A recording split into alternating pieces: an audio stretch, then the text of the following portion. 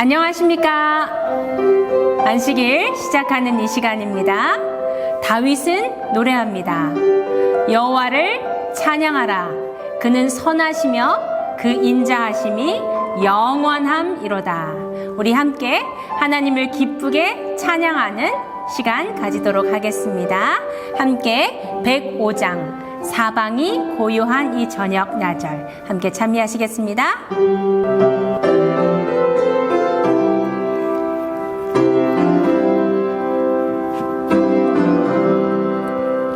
사방이 고요한 이 저녁 야절 한참이 하늘 향해 오르며 나 또한 기쁜 노래하다 봐요 영원한 주님 찬송할 때에 은은한 미소 띠고 저 하늘 응답하네.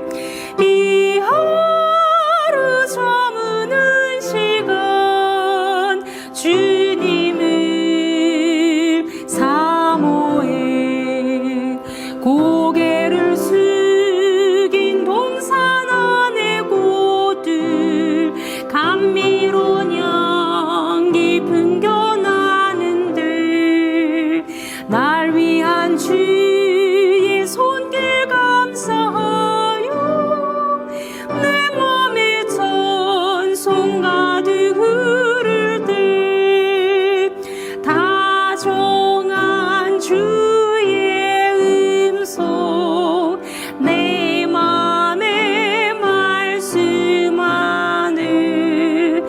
이 하루 저무는 시간 주님을 사모해 보랏빛 석양 하늘 가득하고 저 멀리 우뚝 솟은 높은 산 노을에 물든 아름다운 계곡 모두 다 주의 사랑 나타내 당신께 향한 마음 주 받아주옵소서.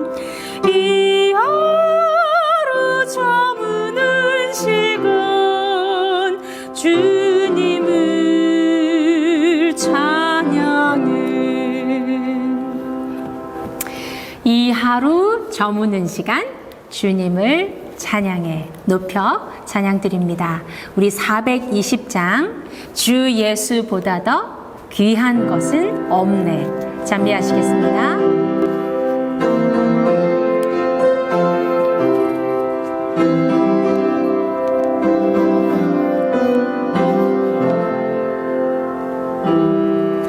주 예수보다도 귀한 것은 없네. 이 세상 부귀와 바꿀 수 없네. 영 죽을 내 대신 돌아가신 그 놀라운 사랑 이제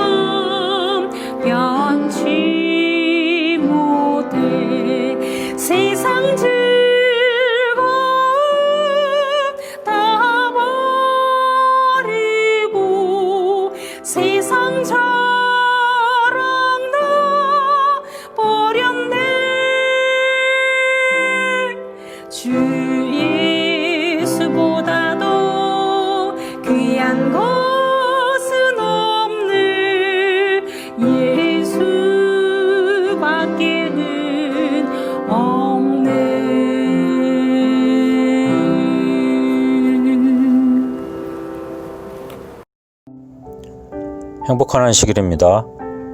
지난 안식일은 입추였는데요. 매미도 주변에서 울고 하는 것을 보니 이제 무더위도 한풀 꺾일 것 같습니다. 우리의 믿음도 결실의 계절을 맞아 한 단계 더 성숙해지면 좋겠습니다. 묵상으로 금요 예배를 시작하겠습니다.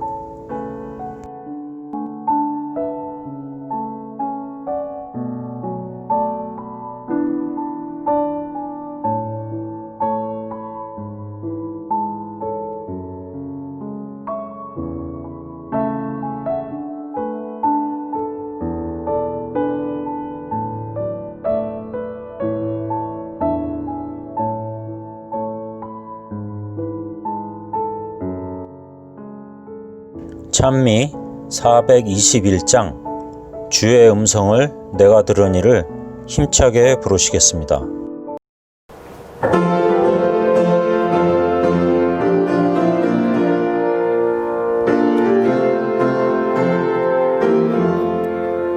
주의 음성을 내가 들으니 사랑함이 넘치네. 믿는 마음으로 주께 가오니 받아주심입니다. 내가 매일 더욱 가까이 십자가로 가오니 그새 주의 보혈 흘린 그곳에 나를 인도하소서. 주의 넓으신 은혜 힘입어 주를 섬겨 일하고 나의 품은 뜻 주의 뜻같이 되게 하여 주소서. 내가 매일 더욱 가까이 십자가로 가오니 그새 주의 보혈 흘린 그곳에 나를 인도하소서.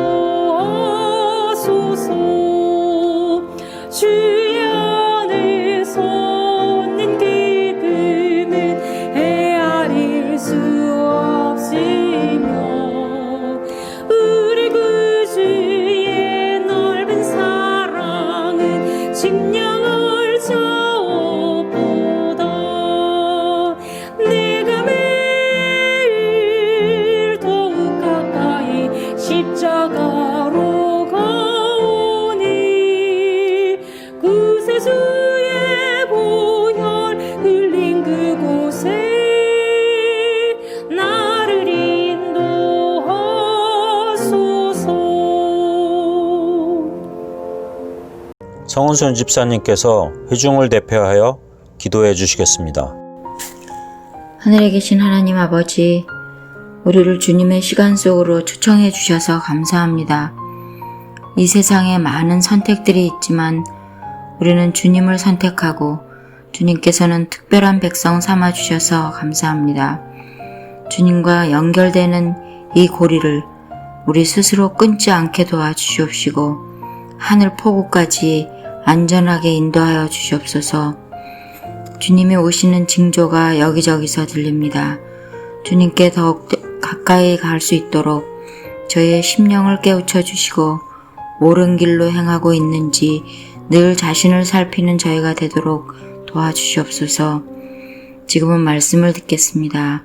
말씀을 늘 준비하시는 목사님의 건강을 지켜주시옵시고 우리 모든 교인들도 교회에서 만날 때까지 안전하고 건강하게 늘 지켜주시옵소서. 그래서 다시 기쁜 마음으로 만날 수 있도록 인도하여 주시옵소서. 예수님 이름으로 기도합니다. 아멘.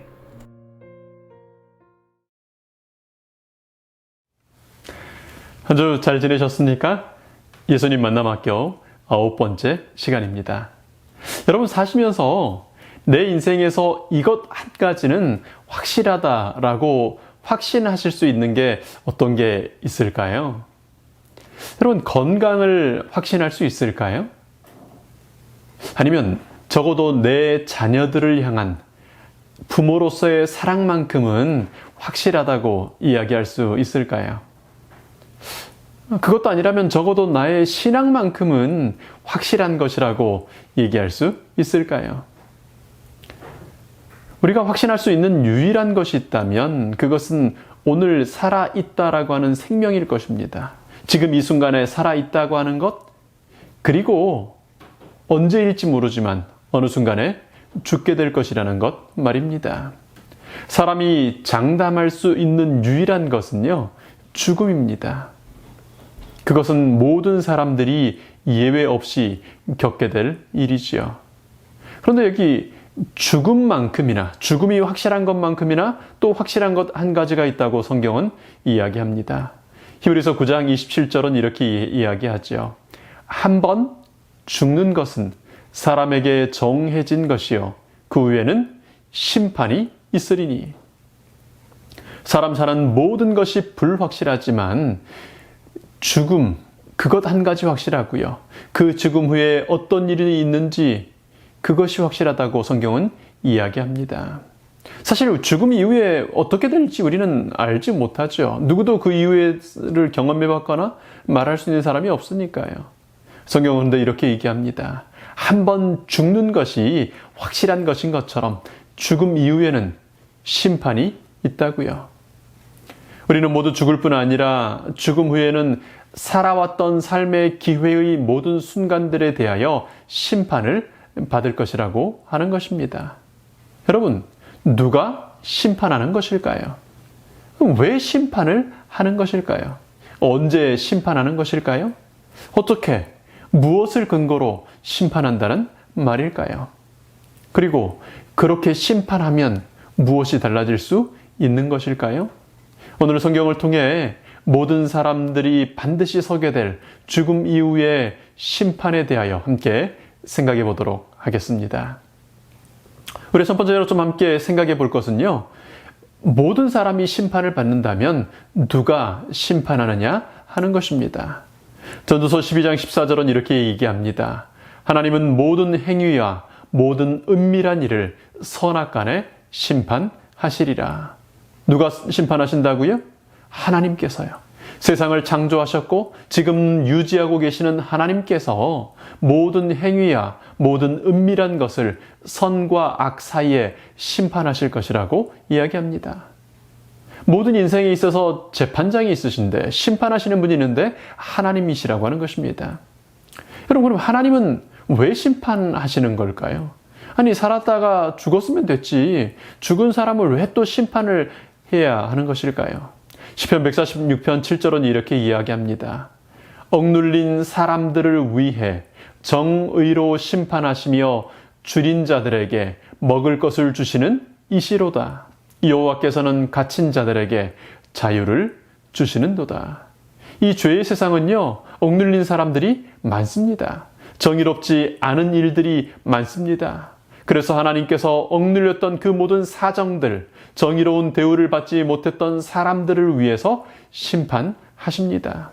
하나님의 심판의 결과는요, 갇혔던 사람, 그 억울한 상황들과 그 사정들 때문에 갇혔던 사람들이 자유를 찾게 된다는 것입니다. 또 시편은 이렇게 기록합니다. 시편 76편에요. 곧 하나님이 땅의 모든 온유한 자를 구원하시려고 심판하러 일어나신 때로다. 세상에 살다 보면 온유한 사람, 착한 사람, 성실한 사람이 마땅한 그 결과를 보지 못하는 경우가 많습니다. 그래서 심판이 필요합니다. 요한계시록 6장 10절에 이 심판을 요구하는, 하나님의 심판을 원하는 이런 아주 갈급한 기도가 기록되어 있습니다. 큰 소리로 불러 이르되 거룩하고 참되신 대주제여, 땅에 거하는 자들을 심판하여 우리의 피를 갚아주지 아니하시기를 어느 때까지 하시려 하니까 하니. 여러분, 심판이 필요한 또 다른 이유는요, 억울한 삶과 죽음들이 많기 때문입니다. 악이 선으로, 선이 악으로 곡해되는 세상에 대하여 심판이 필요하다고 여기 호소하는 것입니다. 그래서 요한계시록 19장에 이제 그 최종적인 심판에 대하여 이렇게 얘기합니다. 그의 심판은, 하나님의 심판은 참되고 의로운지라. 음행으로 땅을 더럽게 한 큰 음녀를 심판하사 자기 종들의 피를 그 음녀의 손에 갚으셨도다 하고, 하나님의 공의의 심판은 마침내 틀린 것은 틀렸다고, 더러운 것은 더러운 것이라고, 옳은 것은 옳은 것이라고 정리해 주시는 것입니다.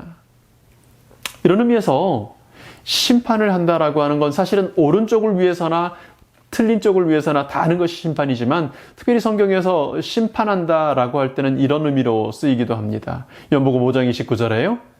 선한 일을 행한 자는 생명의 부활로, 악한 일을 행한 자는 심판의 부활로 나오리라. 여기 심판은 잘못한 것에 대한 벌을 내림, 이런 뜻으로 사용됐죠. 히브리서에서도 비슷하게 쓰이는데요.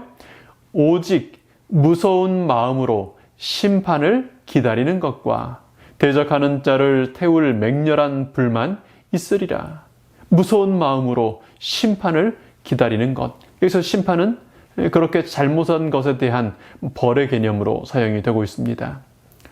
여러분, 사람이 살면서 내 삶의 모든 것들에 대하여 심판이 있다는 것만 생각할 수 있다면요, 사는 게 정말 많이 달라질 것입니다. 무서운 마음으로 심판을 기다려야 할 일들을 내가 하고 있다는 생각을 하면요, 이것을 멈춰야 한다는 것들을 잘 알 수 있게 되고, 그리고 정말 많은 인생의 상황들이 달라질 것입니다. 그래서 성경은 하나님의 심판에 대하여 정말 자주 많이 예언하고 경고하고 계시는 것입니다. 그럼 그렇다면 이제 우리 각 개인이 심판을 받는다면요, 우리는 무엇에 근거해서 무엇으로 심판을 받게 될까요? 다니엘서 7장 10절은 우리가 받을 심판에 대하여, 각 사람이 받을 심판에 대하여 이렇게 이야기합니다. 불이 강처럼 흘러 그의 앞에서 나오며 그를 섬기는 자는 천천히요, 그 앞에 모셔 선 자는 만만히요, 심판을 베푸는데 책들이 펴 놓였더라. 요한계시록 20장 12절은 이렇게 이야기합니다. 또 내가 보니 죽은 자들이 큰 자나 작은 자나 그 보좌 앞에 서 있는데 책들이 펴놓여 있고 또 다른 책이 펴졌으니 곧 생명책이라. 죽은 자들이 자기의 행위를 따라 책들에 기록된 대로 심판을 받으니. 하나님께서 심판을 베푸실 때 뭐가 펼쳐져 있어요? 책들이 펼쳐져 있습니다. 우리 삶의 모든 순간들이요, 기록되고 있다는 말입니다. 우리 삶의 모든 순간들을 기록한 책들이 있어서 그 기록한 책에 의하여 심판을 받는다는 것입니다. 이 책에 기록되지 않을 수 있는 은밀한 일, 은밀한 생각, 이거 비밀한 것들은 없어요. 전도서 12장 14절 이렇게 얘기합니다. 하나님은 모든 행위와 모든 은밀한 일을 선악간에 심판하시리라. 마태복음 12장에 예수님이 이렇게 말씀하시지요. 내가 너희에게 이르노니 사람이 무슨 무익한 말을 하든지 심판날에 이에 대하여 신문을 받으리라. 우리가 어떤 말을 하든지요, 어떤 생각이나 혹은 어떤 은밀한 행동을 한다고 할지라도, 아무도 보지 못하는 것 같은 생각이나 말이나 행동을 한다고 할지라도, 모든 사람을 속인 것 같다고 할지라도 그것들이 어떻게 된다고요? 하나님의 책에 정확히 기록이 되었다가 심판날 그것에 의하여 심판을 받게 된다는 것입니다. 여러분, 바로 앞에서 했던 그 질문과 관련해서 조금 더 깊이 생각해 볼 것이 있습니다. 하나님께서 심판하시고 책들을 펼쳐놓고 심판하신다는데 어디에서 심판하시는 걸까요? 시편 9편 7절은 이렇게 얘기합니다. 여호와께서 영원히 앉으심이여 심판을 위하여 보좌를 준비하셨도다. 하나님께서 심판을 위하여 특별히 보좌를 준비하셨어요. 이 세상 법정에서도 그렇죠. 예전에 왕정시대에도 그렇고 지금도 그렇습니다. 심판을 위한 특별한 의자가 있어요. 판사가 앉는, 왕이 앉는, 왕 임금님이 앉을 때도요, 그냥 평소에 쉬면서 앉는, 또 행정적인 업무를 하면서 앉는 곳이 있지만 재판을 위해 앉는 곳이 있었습니다. 여호와 하나님께서도 심판을 위하여 보좌를 준비하시고 거기 앉으십니다. 하나님의 보좌를 뭐라고 부르죠? 시은좌. 하나님의 보좌.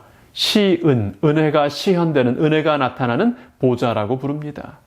혹은 속죄소라고 하기도 합니다. 여러분, 시은좌 혹은 속죄소가 어디 있었습니까? 하나님의 성소에 들어가면요, 뜰을 지나서 첫째 칸을 지나 가장 깊은 둘째 칸에 가는데 그것을 우리는 지성소라고 부르죠. 지성소에 들어가면요, 지성소의 정중앙에는 법궤가 있었어요. 금으로 만든 법궤가 있어요. 그 상자인데, 아카시아 나무로 만든 상자 뚜껑을 열면 거기 안에 뭐가 들었습니까? 하나님의 십계명을 기록한 두 돌비가 거기 들어있죠. 그 십계명을 담은 그 법궤, 그 아카시아 상자의 뚜껑을 뭐라고 부르냐면 시은자라고 불렀어요. 시은자가 어디 있는가 하면 성소에 있는 것입니다. 성소의 가장 깊숙한 곳 지성소에 있죠.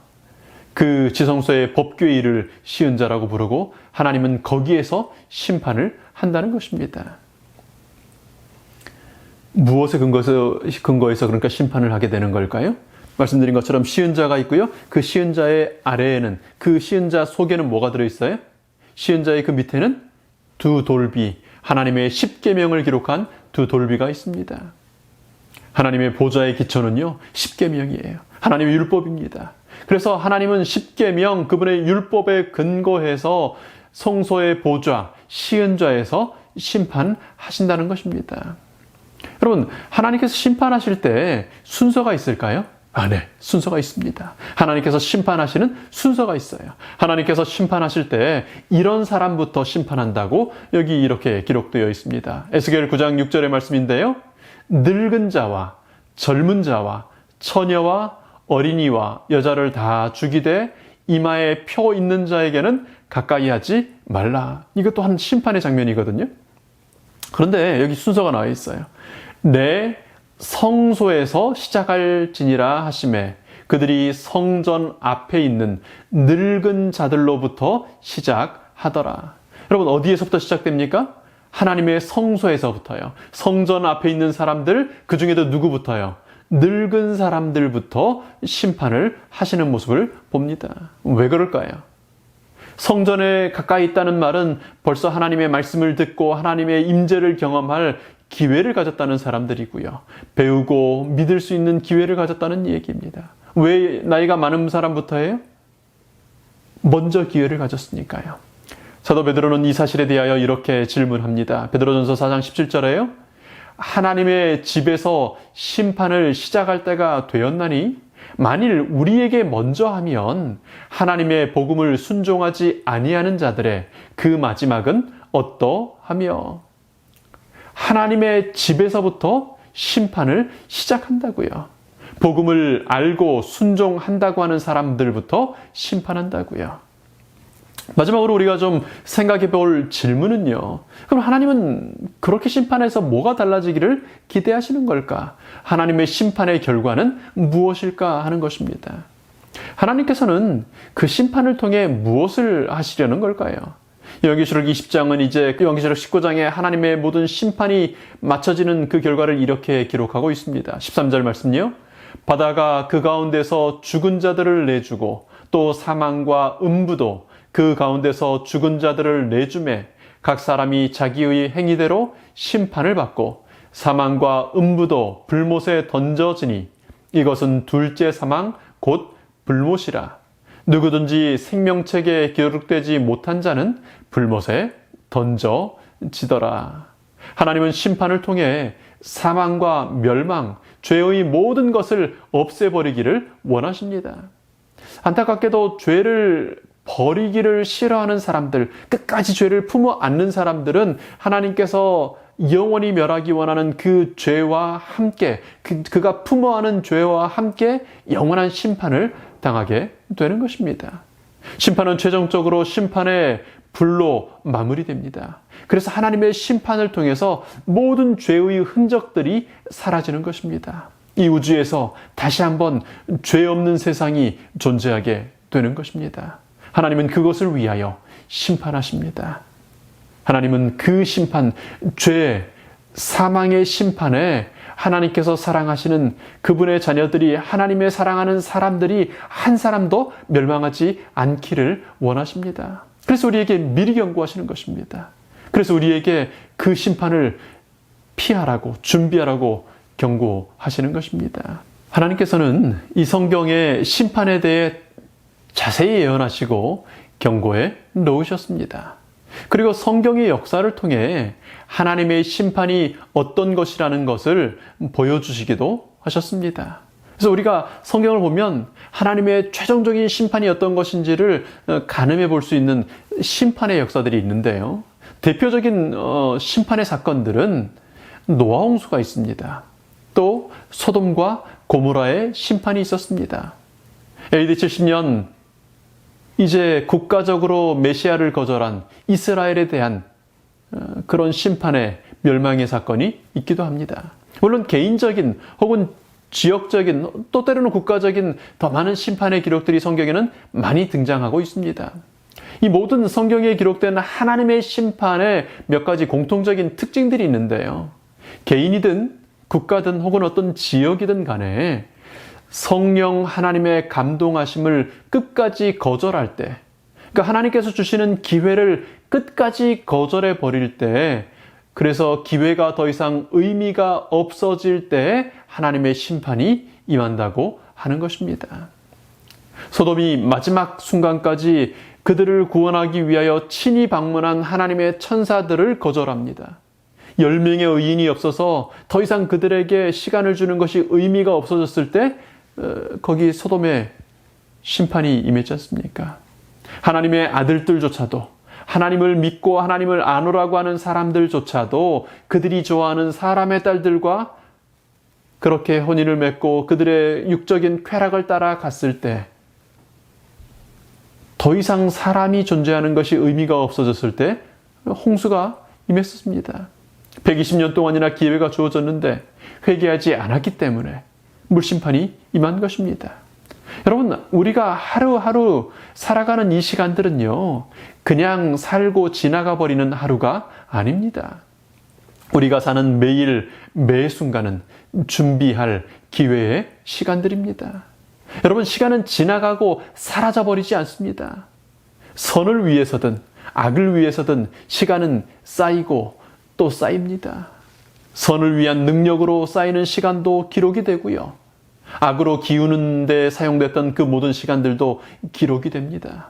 그래서 주님 오시는 그날, 그 기록된 책의 기록에 의하여 심판하게 된다고 성경은 우리에게 경고하는 것입니다. 그래서 오늘 이 한날, 아직 우리에게 기회가 주어질 때의 순간들은요, 참으로 소중한 것입니다. 120년이든 혹은 하룻밤이든 시간이 지나고 나면 반드시 하나님의 심판이 있을 것입니다.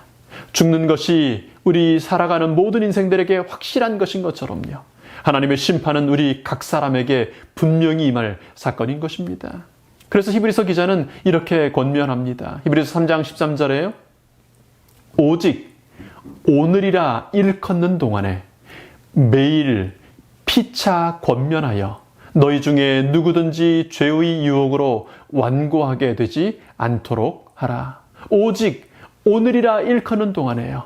아직 기회의 시간이 남아 있을 때예요. 아직 방주의 문이 닫히기 전에, 아직 자비의 천사가 떠나가 버리기 전에 어떻게 하라고요? 피차 권면하라고요. 피차 권면하는 일을 몇 번 해야 될까요? 피차 권면하는 일을 얼마나 자주 해야 될까요? 여기 히브리서 기자는 매일 그렇게 하라고 우리에게 얘기합니다. 사단이 우는 사자처럼 두루다니며 우리의 양심과 우리의 마음들을 사로잡으려고 하기 때문에요. 우리는 매일 그 일을 해야 합니다. 매일 서로를 위하여 기도해주고, 매일 서로 카톡을 보내주고, 매일 서로에게 안부를 물으면서 서로를 격려하고 하는 일들을 해라고 여기 이야기합니다. 죄의 유혹으로 마음이 완고해지고 양심이 굳어져 버리지 않도록 매일 피차간에 서로 권면하라고요. 아, 그분은 교회 오래 다녔으니까. 아, 그 장로님은 믿음이 좋으시니까. 아니요. 그가 누구이든 간에 사단의 시험에서, 유혹에서 자유할 수 있는 사람이 없기 때문에 매일 피차 서로 권면하라고 얘기하는 것입니다. 여러분, 다가오는 심판을 위해 준비하시지 않으시겠습니까? 그럼 어떻게 하면 우리가 잊어버리지 않고 준비할 수 있을까요?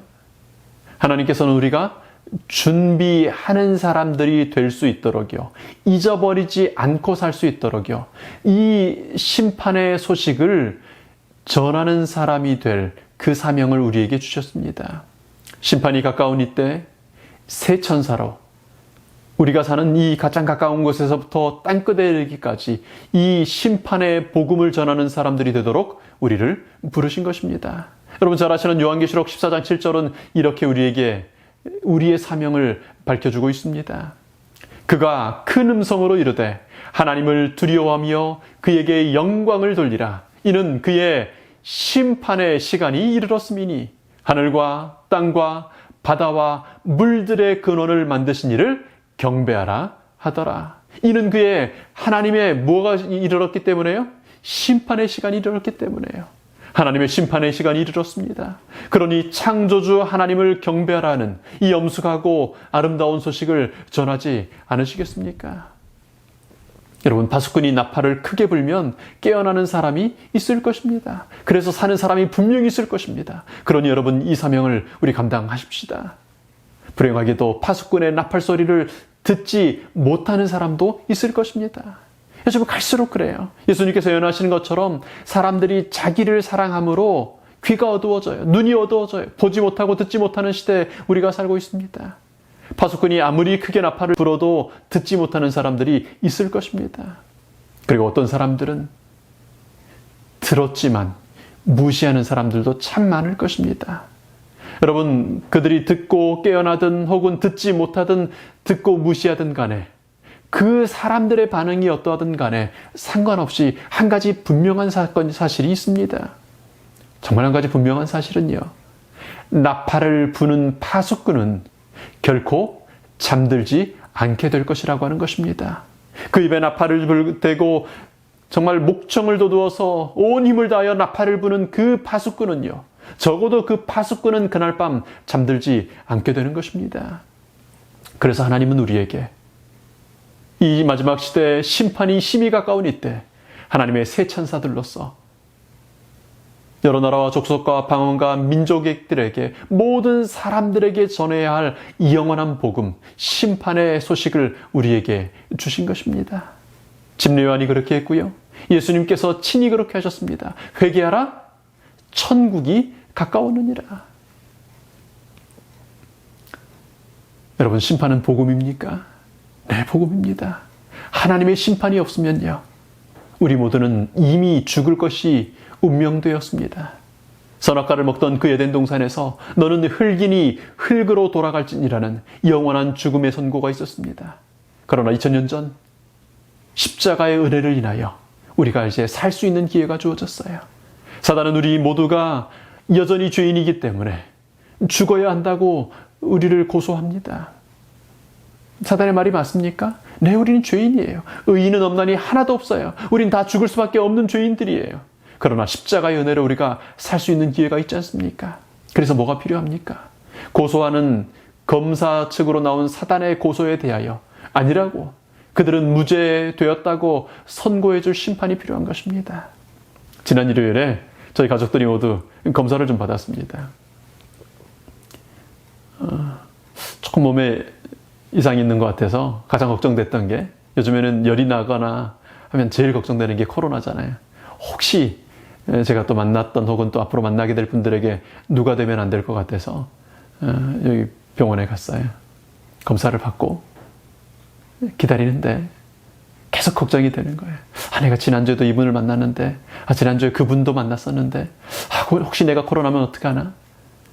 일요일 검사를 받고 몇 번을 클릭을 하는데 아직 결과가 나오잖아요. 요즘엔 빨리 나온다는데 결과가 나왔잖아요. 월요일 12시 37분에 다시 클릭을 했는데 결과가 나왔어요. 네거티브.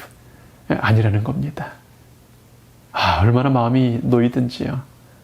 그냥 그 전주에 만났던 분들 어떻게 말씀을 드려야 되나, 검사를 받아보시라고 말씀을 드려야 되나, 이런저런 걱정들이 많았는데 검사 결과가 나오니까 저도 자유하고 제가 만났던 모든 분들에 대한 마음이 자유해지더라고요. 여러분, 사단은 우리에게 너는 죄인이라고, 너는 병들었다고, 너는 죽어야 한다고 이야기합니다. 나만 죽으면 그것도 쉽지 않은 일이지만요. 나만 죽는 게 아니라 내가 접촉했던, 내가 영향력을 끼쳤던, 내가 만났던 사람들이 나의 죄 때문에 죽을 수도 있다고 하는 사실을 우리가 생각할 때 괴로운 것입니다. 그런데 하나님의 심판은 아니라고, 너는 용서받았노라고 우리에게 말씀하시는 것입니다. 이제 하나님, 우리를 영원히 심판하시러 오십니다. 우리의 이마에 하나님의 이름을 새겨주시고 너는 영원히 무죄라고 너는 영원히 의인이라고 심판하시기 위하여 오십니다. 이 아름다운 소식을 전하지 않으시겠습니까? 이 아름다운 심판의 소식을 기억하지 않으시겠습니까? 하나님의 심판대 앞에 예수 그리스도의 십자가의 은혜를 의지하여 서지 않으시겠습니까? 하나님의 심판대 앞에서는 우리 모두가 되기를 간절히 축원합니다. 이 귀한 소식을 들었던 이 소식을 내가 믿을 뿐 아니라 내가 간직할 뿐 아니라 내가 그렇게 준비할 뿐 아니라 이 아름다운 소식을 전하는 재림 성도들 되시기를 간절히 축원합니다. 우리 가족들과 함께 기도하시겠습니다. 우리가 함께 기도할 첫 번째 기도 제목은요, 하나님의 심판의 날을 기억하고 준비하는 우리가 되도록 기도하면 좋겠습니다. 심판의 시간이 이르렀다는 것을 전하는 또 우리가 될 수 있도록 기도하시면 좋겠습니다. 우리 아주 아름다운 소식 기억하시죠? 우리 한 주 후에 다음 일요일이죠. 내일 모레 말고 그 다음 일요일 8월 23일 일요일에 우리 데니엘 조 또 리자 우리 새로운 가정이 탄생합니다. 우리 새 가정 탄생을 위하여 또 결혼 준비하는 모든 일들을 위하여 기도해 주시기 바랍니다. 우리 교회 예배 재개를 위하여 또 기도해 주시기 바랍니다. 공식적으로는 9월 5일 9월의 첫 안식일부터 교회 예배를 오픈하고요. 우리 직원분들을 중심으로 다음 주 안식일부터는 교회에서 실시간 예배, 실황이나 또 소독이나 이런 여러 가지 것들을 점검하는 일들을 시작합니다. 위하여 기도해 주시기 바랍니다. 우리 마지막으로 함께 기도할 제목은 우리 가족의 신앙과 우리 가족 특별히 예배를 위하여 기도했으면 좋겠습니다.